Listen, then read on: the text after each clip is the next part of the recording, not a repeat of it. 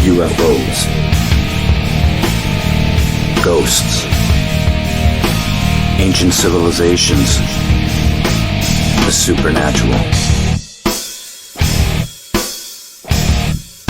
We may never know the truth about what's really going on,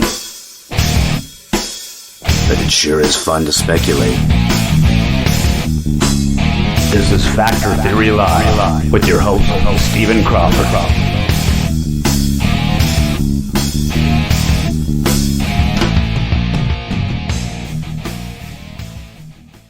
Take us into the vortex.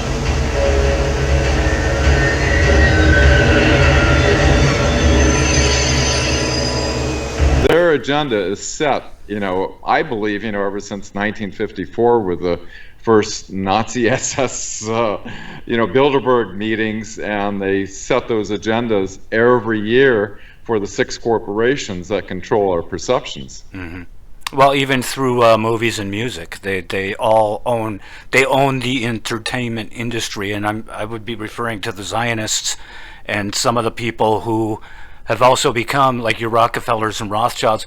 It's funny to me that nobody that was voting for these people realized these guys are billionaires. They own all kinds of businesses. Maybe we shouldn't have them.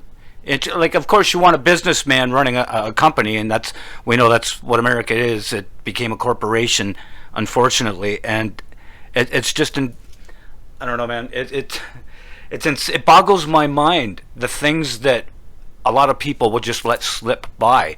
They don't think twice about it. They don't go, hey, wait a minute, now that doesn't sound right. They just go, well, on to the next one. What time's the hockey game start? And well, there's something that's going to break out very soon. Now, apparently in Canada, I'm hearing they're getting ready to shut down the beer and liquor stores. We have to go to a beer and a liquor store to get alcohol. We can't just go to a grocery store or a corner store. When that happens, you're looking at a riot here in Canada. You can have guys running around the streets with hockey sticks, pulling each other's jerseys over their heads and just pounding on each other. Where's your beer? Give me your beer. And it's going to be a fun situation. Do you guys see an end in sight to any of this? People have been living this kind of illusory life that, we don't know if there's life out there, and the Earth is the only known place on the planet that, only known place in the universe that we know for certainty has life, which is a bunch of nonsense. But people put their head in the sands, and the scientific community kind of say, well, where's the evidence? And the media ignore all the evidence, and so that's the way we've been living for the last 70 years. Well, now I think with this coronavirus, that kind of matrix, that the power of the matrix has been shaken to its core.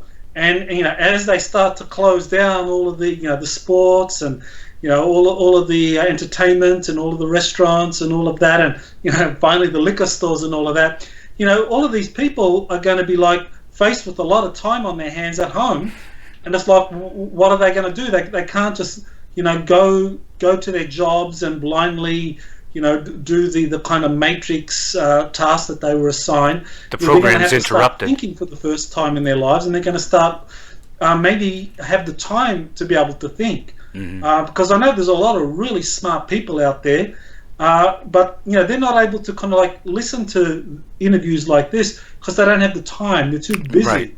Now they're confined at home, and now they finally have time to listen to this kind of material. And I think this is going to be where you actually have an awakening. So I think the coronavirus is a very gentle way, ultimately, of waking up a planet. I mean, you could wake up a planet, we're talking in terms of how does the collective consciousness wake up a planet? It could be through a world war. It could be through a cataclysm like a solar flare impacting the planet. It could be some kind of invasion, alien invasion. Right. Or an earth changes, but we're going through this mechanism of a global pandemic, which basically forces people to go home to spend time with their families, with their children, get to look at all of this material that they've been ignoring, haven't been able to access because of. So I think in a way, this is something that we collectively, we're going to make a lot of lemonade out of this coronavirus lemon. We certainly can. It's just a matter of people actually go for it. Dan, you got something to add? Oh, well, it definitely beats nuking Honolulu and going into a full-on war. Speaking of waking people up, it's interesting on your site exopolitics.org. The whole idea, I've been fascinated with the patents that the Navy's been releasing on fusion reacting and electrogravitics and all these super advanced technology, and all of a sudden I've got the insight that yes, the Chinese have been conducting espionage and grabbed a lot of this technology, and what a clever approach to patent it in the U.S. so that it actually fulfills two things. One, it protects the patents for our government, and at the same time, it helps awaken the public that these type of technologies are something possible. Mm-hmm. Yeah, those Navy patents are really important. I mean, those are things that people have started to pay a lot of attention to. There's a series of 5 patents that have come out through this inventor, Salvador Payés, and they've all been released.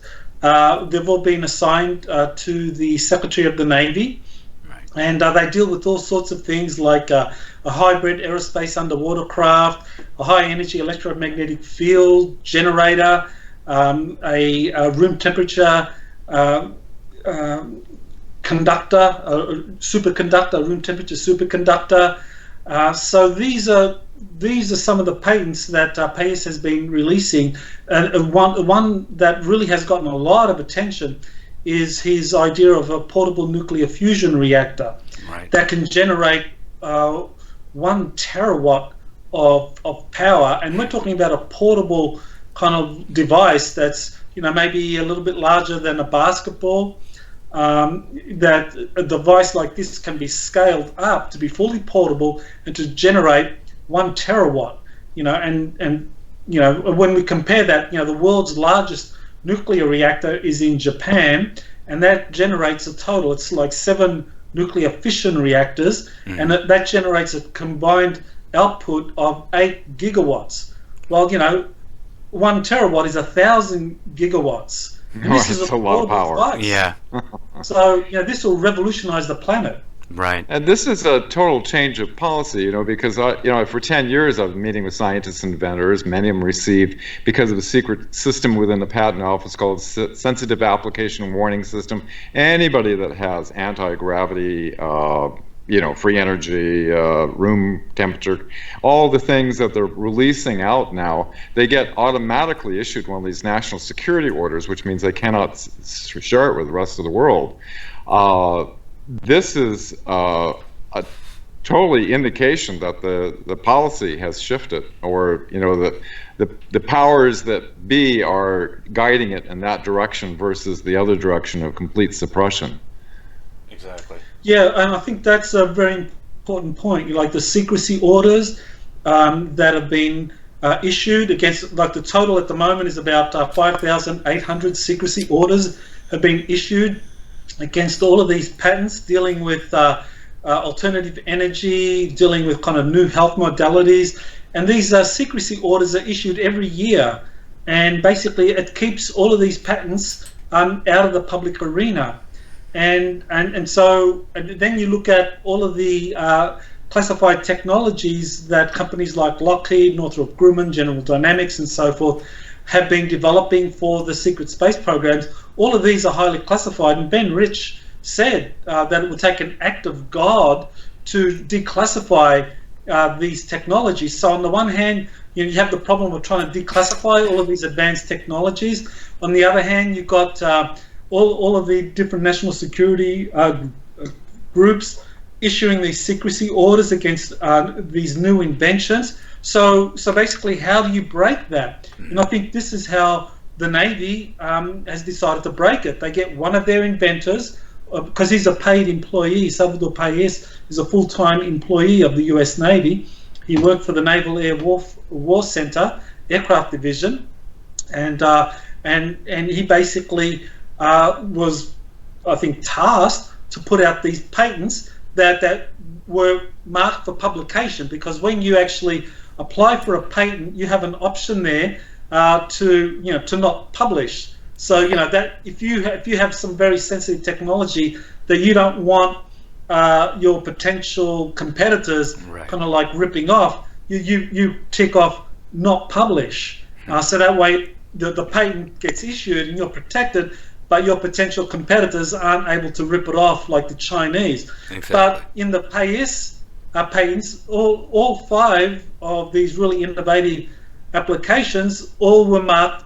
They didn't have the not publish option marked, which meant that the Navy wanted this stuff to be published. They want the public to know that we have things like these Tesla shields that can be built to protect a city from kind of ballistic missiles, nuclear weapons, even coronal mass ejections. Right. I mean, this is one of the inventions, the high energy electromagnetic field generator that can protect a city from a coronal mass ejection.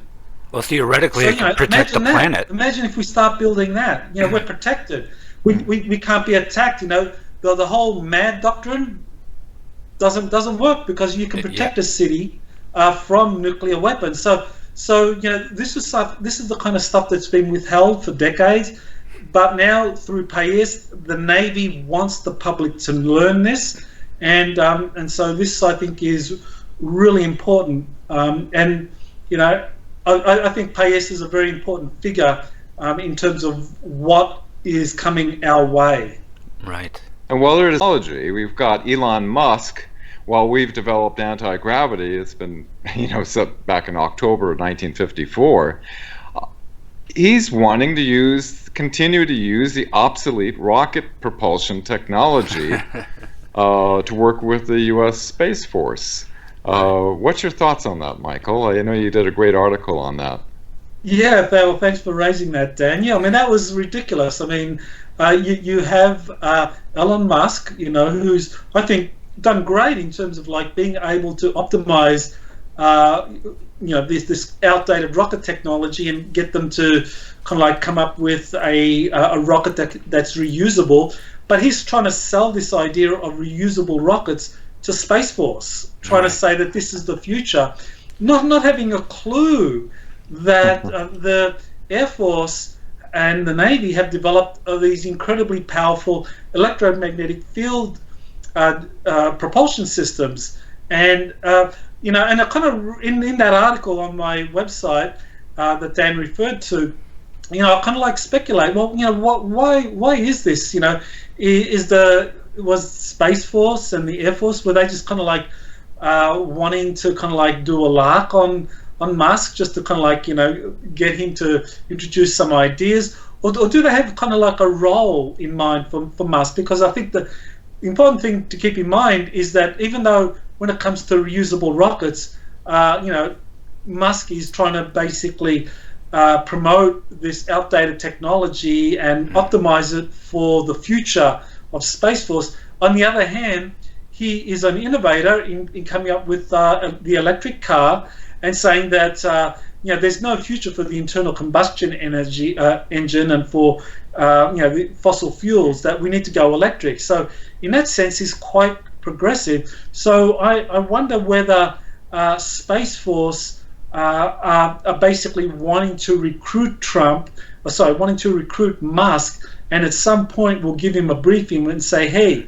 we've actually developed electromagnetic propulsion systems, and we want you to be the guy to push this out there into the general arena, and we'll help you do it.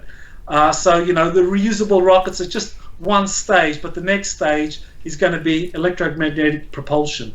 Right. Oh, yeah, we've been scammed from the Nazis going back to Disney and Wernher von Braun. Right. When Professor Hermann Oberth and von Braun both knew they figured out torsion physics, knew how to do anti-gravity without using rocket propulsion. But, von Braun was going on television back in the 50s and talking about, going to the moon and Mars using rockets propulsion, when they knew very well that they wanted to keep our population technologically at that retarded state while they have this advanced technology that was able to intimidate Truman and Eisenhower into a surrender. Mm-hmm.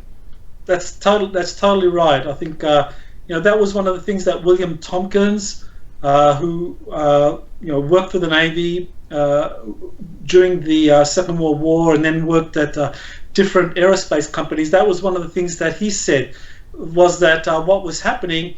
On the one hand, you had Wernher von Braun and Kurt de Boos and Arthur Rudolph pushing rocket propulsion technologies onto NASA and getting the U.S. military-industrial complex to sink a lot of kind of R&D and funding into rocket propulsion technologies. But on the other hand, sabotaging anything to do with electrogravitics or electromagnetic propulsion systems, that they were sabotaging this all the time and just kind of like making it very, very difficult for the US military to actively start to develop some of these electromagnetic propulsion systems, and just rocket technologies were the only things that the US was allowed to develop, and that's that in the classified programs that has changed, of course, because in the classified Navy and Air Force space programs, they do use electromagnetic propulsion systems and torsion field physics for their spacecraft. But when it comes into the conventional military, or for NASA, it's all rocket propulsion. Right. Grateful President Eisenhower, when he lost control to the infiltrated Nazi corporations, that he set up a plan to with a secret Marine intelligence unit that appears to be activated today because of the threatening of our constitutional republic by these illegal elements that have infiltrated. Not a single person, a CIA director, head of intelligence, president, has been able to gain access to these illegal programs since the time that he lost control. Mm-hmm. I don't think... sorry, go ahead, Michael. Yeah, I was just going to just support what Dan said, that these programs have been very successfully covered up. They have kept very senior officials out of the loop, and you see a really good example of that with Admiral Wilson, Thomas Wilson, who in 1997 was given this briefing by Edgar Mitchell and Stephen Greer on on a particular UFO project. And when Wilson made inquiries, he was basically told that he didn't have need-to-know access. And at the time, he was the Deputy Director of the Defense Intelligence Agency and also the Deputy Chief of Intelligence for the Joint Chiefs of Staff. Right. And he was told you don't have need to know. Later on, we find out, this is after Wilson becomes the Director of the Defense Intelligence Agency, that he found out that this corporation was basically trying to reverse engineer a recovered extraterrestrial craft.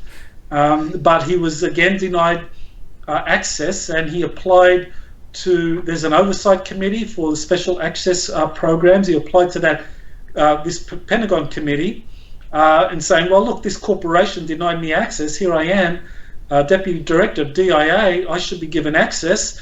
And this oversight committee in the Pentagon sided with the corporation, said, sorry, you don't have need to know. I mean, just shows you how well all this stuff is covered up. Mm-hmm. Yeah, he was furious because they threatened him. He would lose rank and he would see an early retirement. Interestingly enough, the NRO classified advisor was from a meeting that I got involved with back in the early 90s.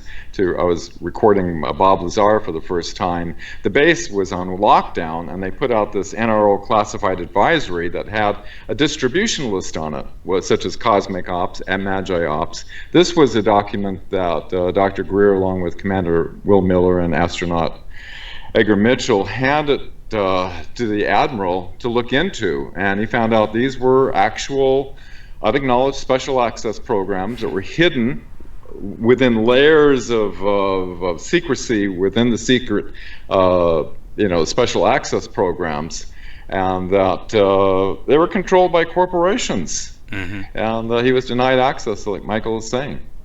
It's kind of sad, too, to think that there was a private at that time somewhere who knew the information that this guy was trying to get, because he did have a need to know for whatever reason.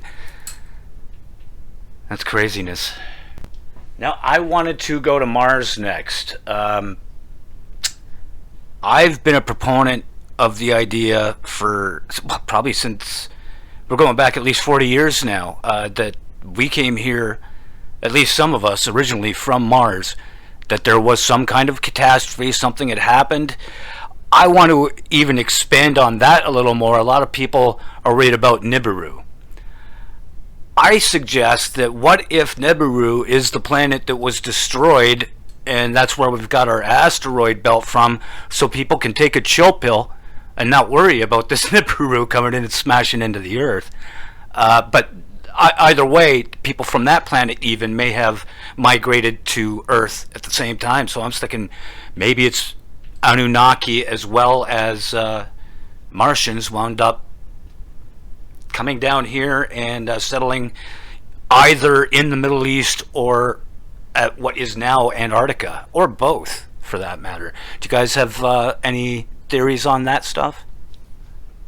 Sure, I can add some information about that. I mean, Nibiru, that's a bit of a challenging one, because I think that what probably did exist was a super Earth between the orbit of Mars and Jupiter, and people call it, give it different names. Some call it Maldek, some call it Lucifer, mm-hmm. some call it Tiamat. Right. But there was this super Earth, and I think Thomas van Flandern, he was an astronomer at the Naval Observatory, and he wrote some papers basically proposing this, coming up with this exploded planet hypothesis. And I think that really does support the idea that we did have at some point a super Earth there where the asteroid belt is now, and that at some point, whether it was 1 million years ago, we don't know exactly when, it was destroyed in some kind of cataclysmic event. And that he proposed that Mars was actually a moon of that super Earth, and was pushed into its present orbit. And if you look at the geology of Mars, like half of Mars has a different geology. Like the crust is thicker than the other half, which suggests that it was at some point subjected to some kind of enormous planetary bombardment that covered one side of Mars completely and obliterated the civilization that was on Mars at that time. And that's where we get into the whole idea of refugees from Mars, from this super Earth, coming to the Earth.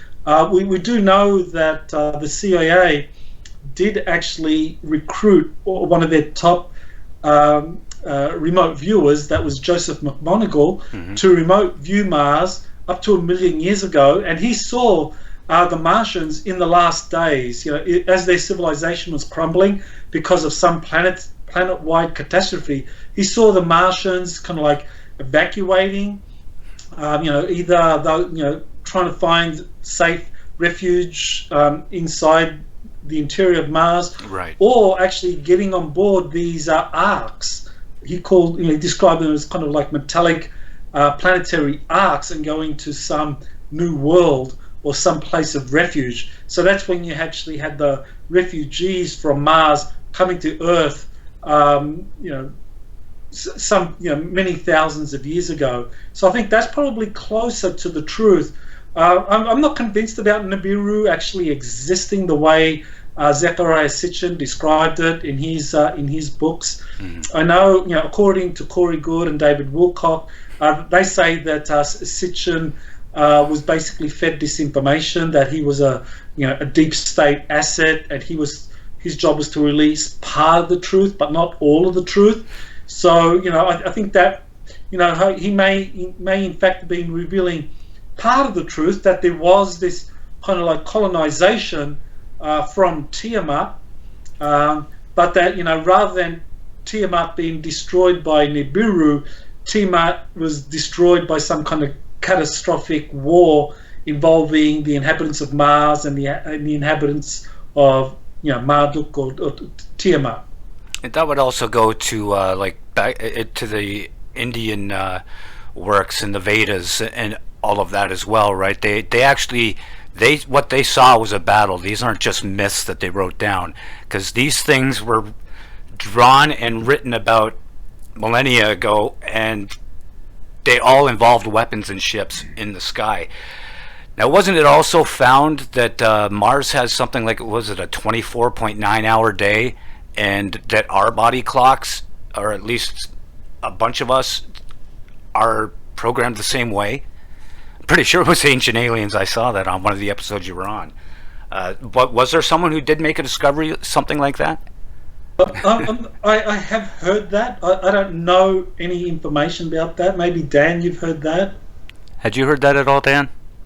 No. About it is interesting about being fooled over the period of time with I was just thinking about all the different incidences that happened in the 50s with the Space Brothers and all the occupants speaking in High German, or you have one thing was interesting was Billy Myers, who I handled the metal samples when I was working with Dr. Marcel Vogel in the laboratory, analyzing to see if it was of this planet or not, which we couldn't determine that it was from this planet.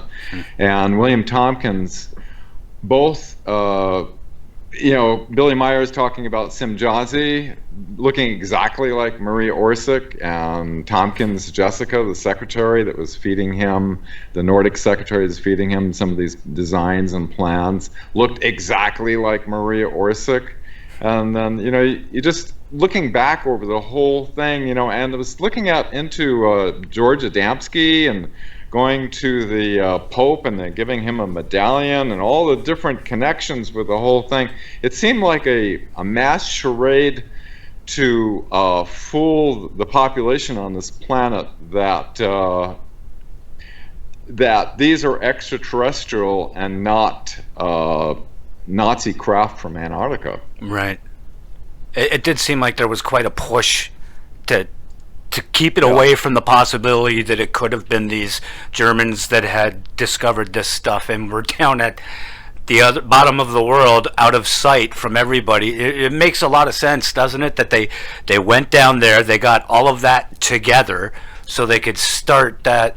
They had bigger plans, right? A lot of people were like, well, if they had that stuff, why wouldn't they use it in the war? Well, maybe they had bigger plans, It was a 1952 CIA document.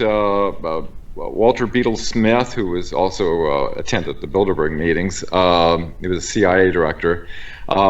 He spoke about, talking about this is psychological warfare.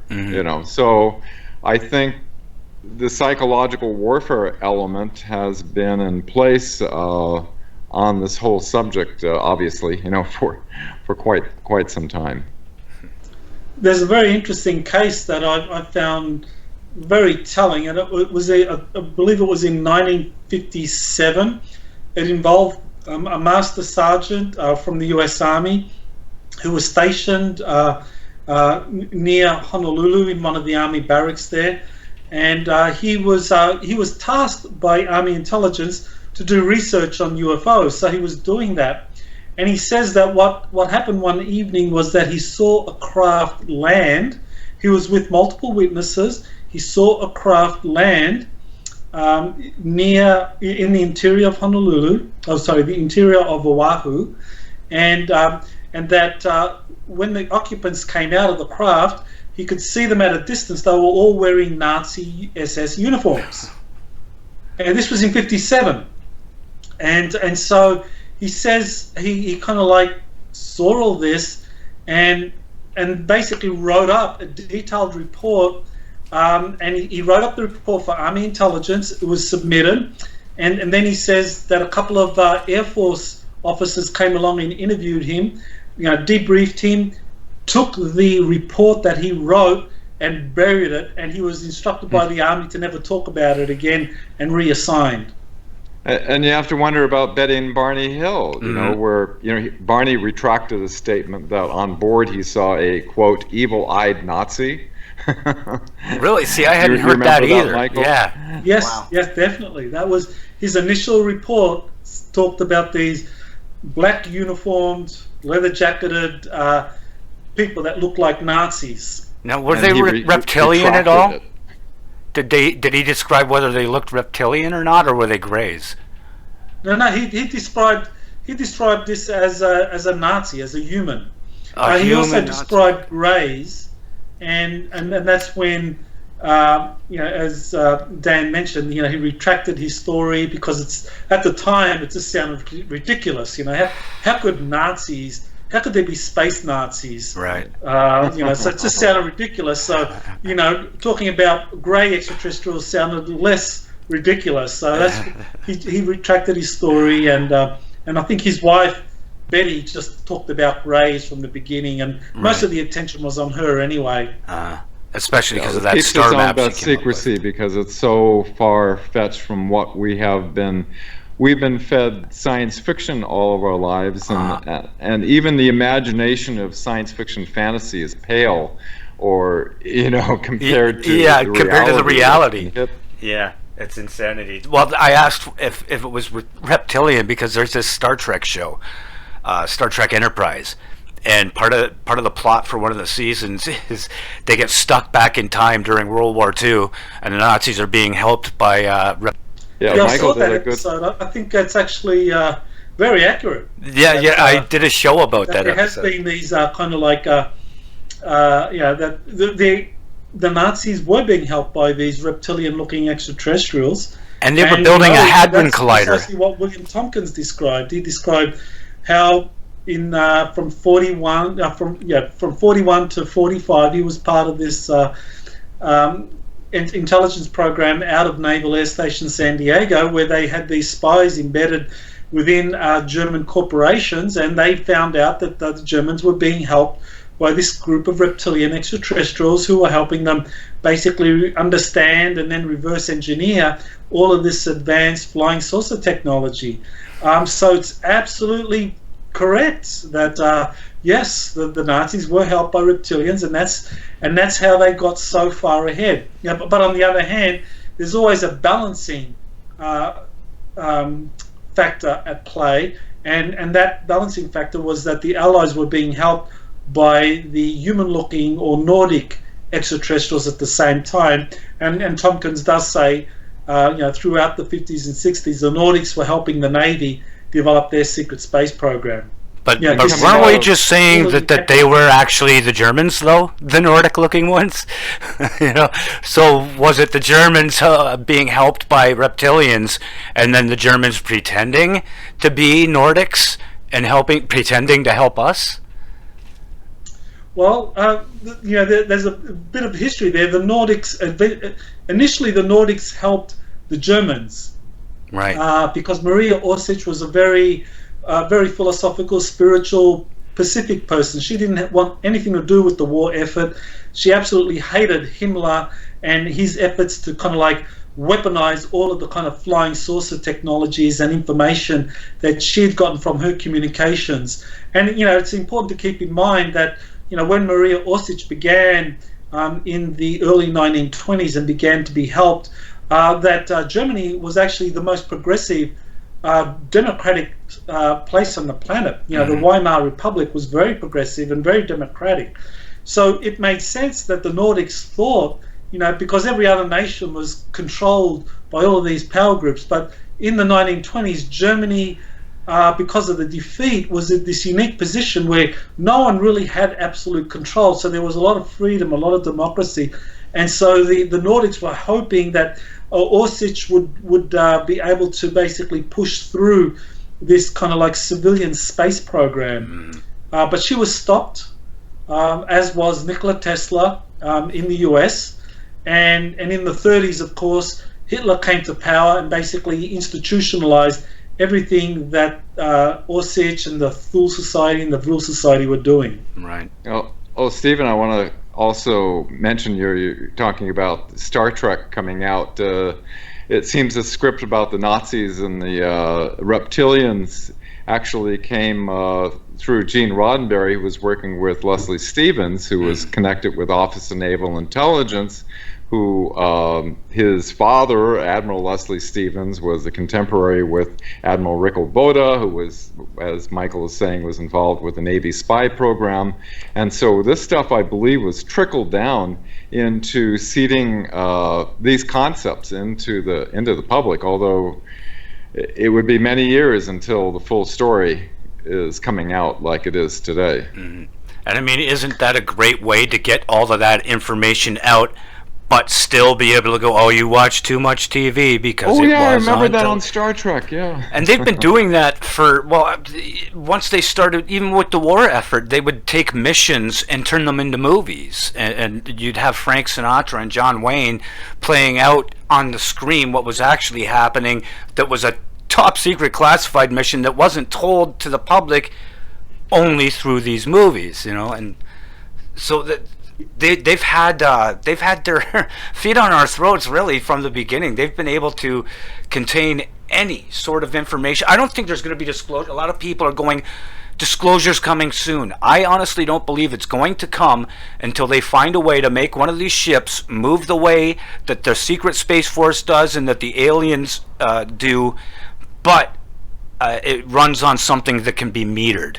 When they figure out a way to have a ship that can move that fast around, and it's something that you would pump gas into, or something that can be metered, then they'll tell us about this stuff. So they'll still be keeping secrets. We still won't get that 0-point energy. We're just going to, that's what I believe. I think we're just going to get tidbits, and we won't know anything about the flying stuff for certain until they've got these things that they can show us. Oh yeah, see, it runs on solar or whatever, something that can be metered.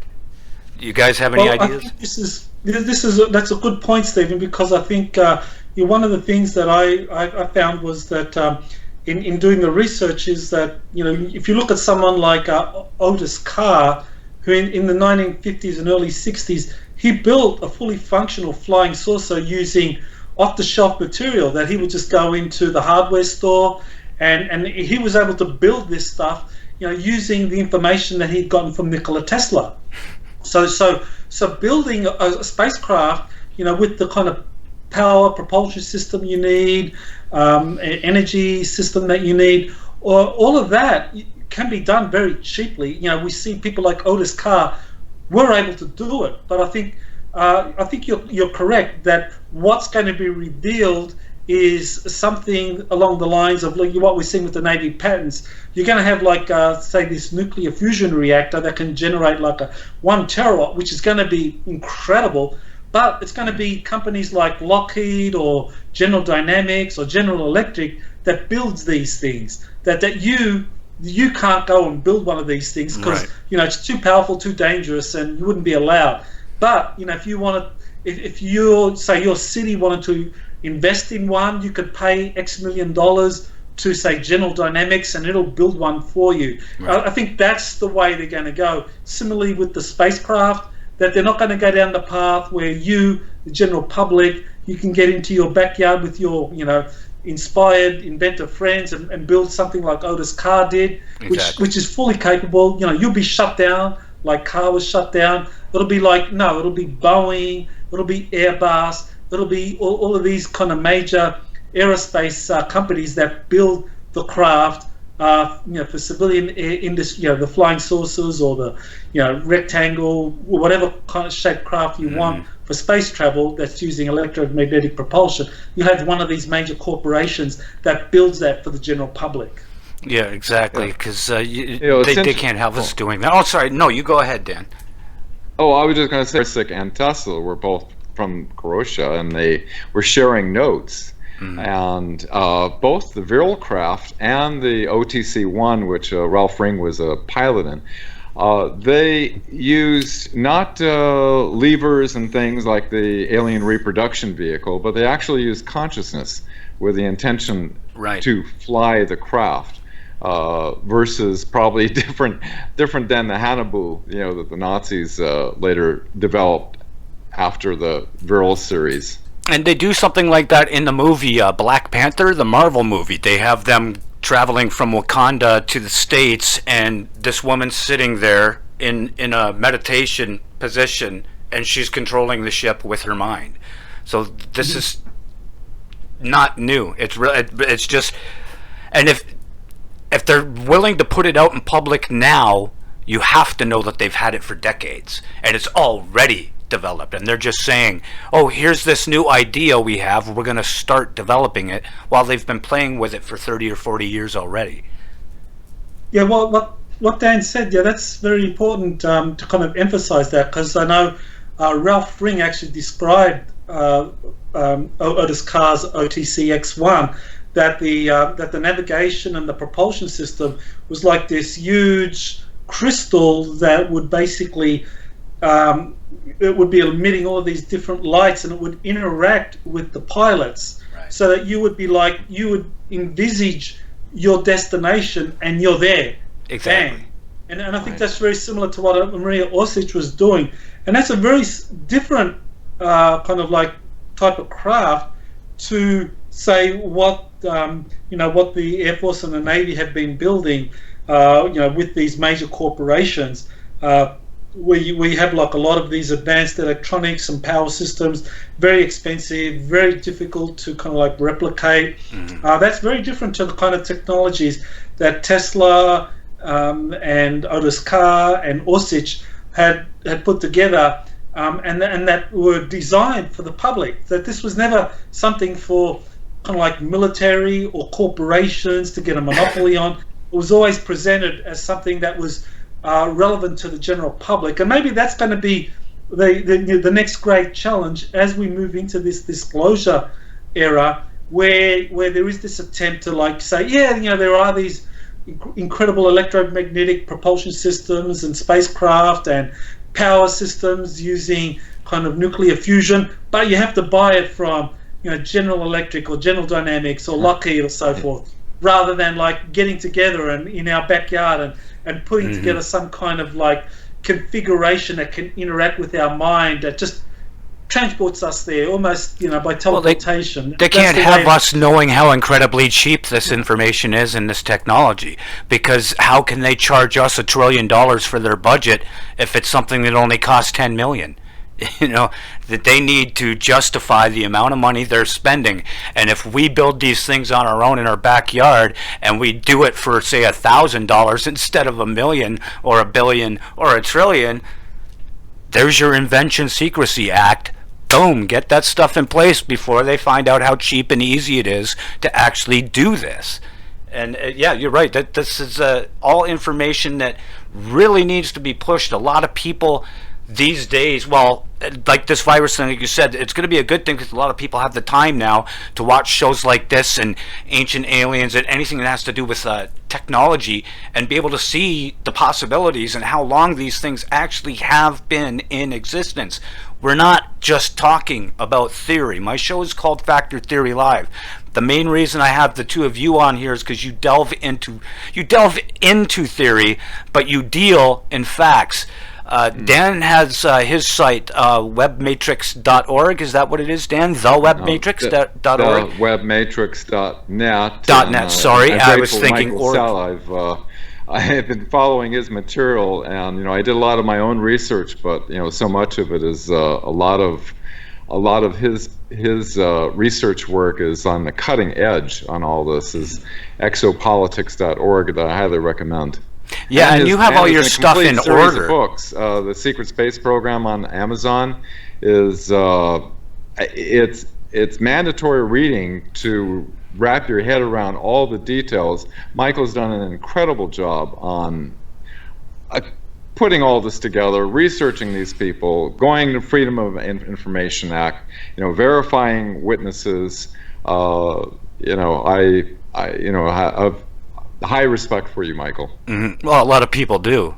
We wouldn't be here if it were not for people like you and Stanton Friedman. We wouldn't be here discussing these things today, I don't think. You guys have helped shine a light on a lot of things that needed to be out there. And of course, just not not just the two of you. There's been all kinds of people, and like Dan said, his site is comprised by a lot of information he has gotten from you, and he's got it all listed in chronological order.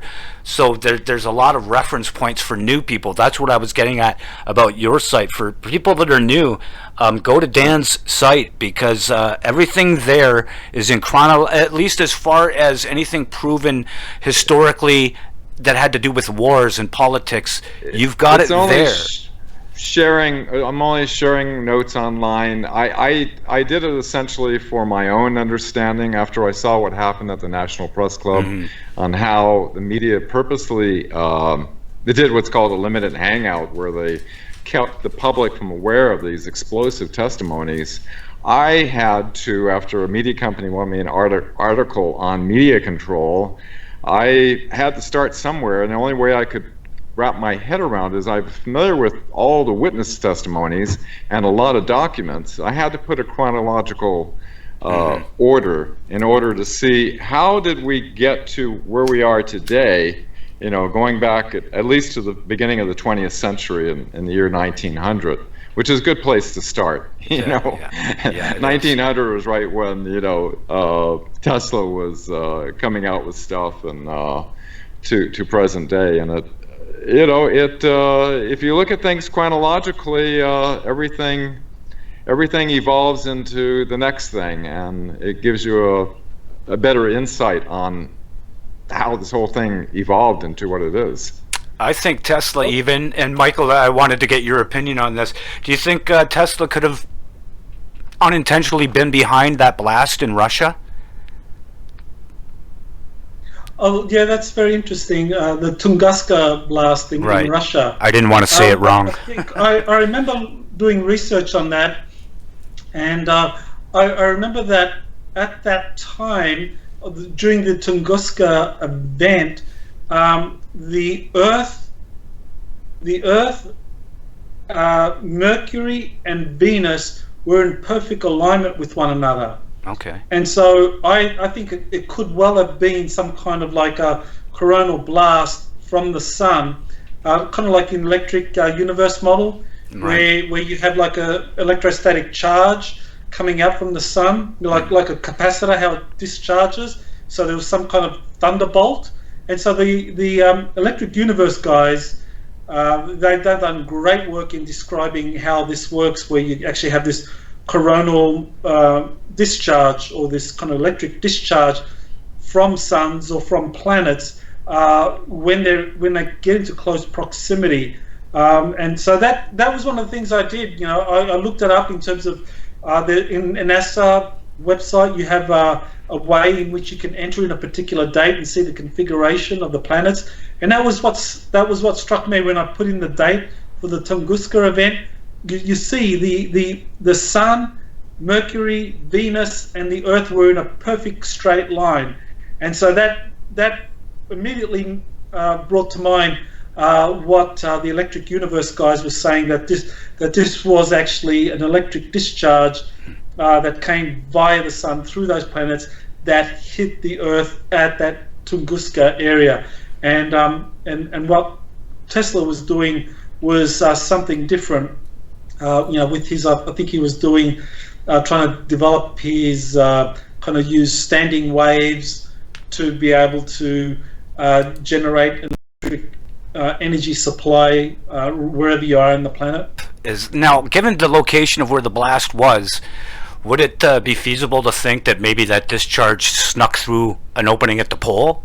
Because doesn't the magnetic field that protects us, isn't there a slight opening at the bottom and top of those fields, and could it have possibly shot through that way? Do you think that's, or am I just making stuff up here? Well, that would make sense, because if you look at the Earth's magnetic field, electric charges would flow into the poles. Right. So of course, Siberia is in the northern hemisphere. I don't know what latitude it is, but it's a very high latitude. So it makes perfect sense that if there wasn't a huge electric discharge from the Sun, and combined with the Mercury and Venus, that this all led to this enormous discharge that kind of like impacted the Earth, that Siberia, because of the way in which the electromagnetic, the magnetic field of the Earth operates, that would be where this strike would happen. Right, and that's why it didn't affect the entire Earth. It was just that small area. So we were actually saved by that.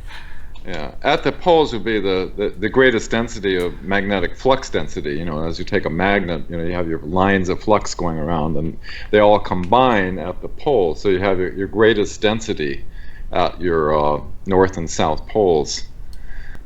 Is incredible. Just playing with my screen here. The picture of me turned to you, so I got double Dan up there. Okay, well, you know what, guys? It's been about an hour and a half here, longer than I thought it was going to be. I enjoyed this conversation immensely. Is there anything else you just want to talk about? We have exopolitics.org and the webmatrix.net. Sorry, I got those messed up the first time. Anything you wanted to get into further, Michael? Sure. I just wanted to say I have a new book coming out. It's called Rise of the Red Dragon. The origins and threat of China's secret space programs. It comes out on April 20, so next month, and people can order it from my website, or you can go to Amazon and order the ebook edition now.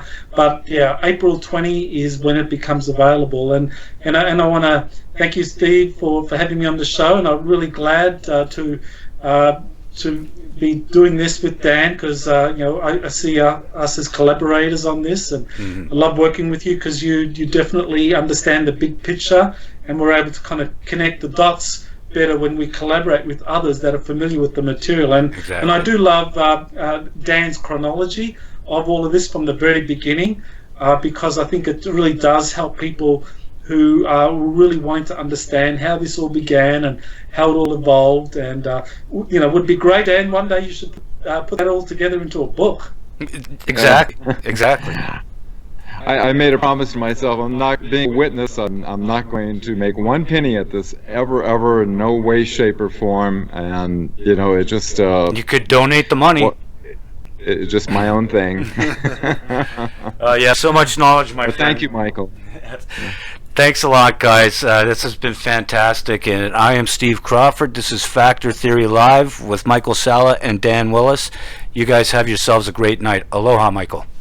Thank you. Aloha. Honored to join all of you. Thank you. Thank you. Have a great night. All right, Dan.